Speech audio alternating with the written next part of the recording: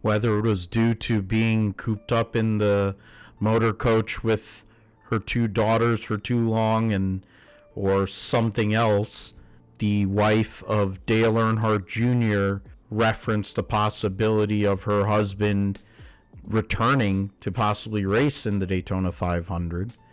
The two-time Daytona 500 winner in 2004 and 2014, two different types of cars, two different types of racing back then.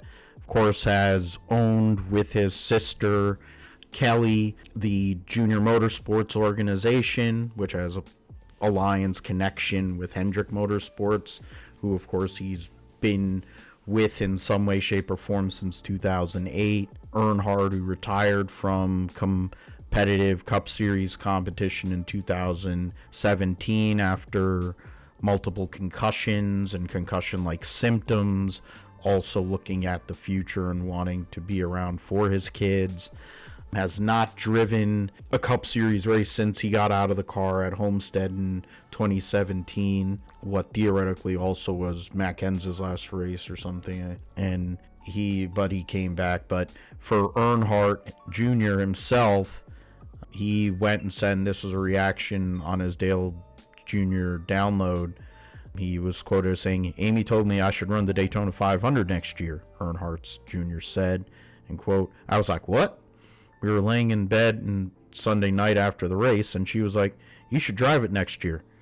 I'm like, "Hello, pardon me, what you say? Are you okay?" End quote. Now, of course, Junior, this is coming off of all the great energy that came from the Daytona weekend. A lot of positive feedback, a lot of people returning to the sport post the lawsuit. The likes of Tony Stewart driving a truck at Daytona with Ram to connect his Dodge deal because he owns the Dodge program in NHRA. His first time being back at the track in a few years.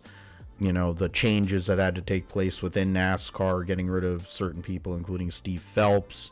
Dale Earnhardt Jr. being one of the most outspoken people in the sport and leaders in terms of making changes, which include changes that have taken place with the Gen 7 Cup car, changes that have included the points championship returning to what is now a chase format again, 10-race chase, compared to what it had been in the past with the playoff format. He has run 10 O'Reilly Auto Parts races since his retirement from Cup Series competition. He hasn't run one since 2024.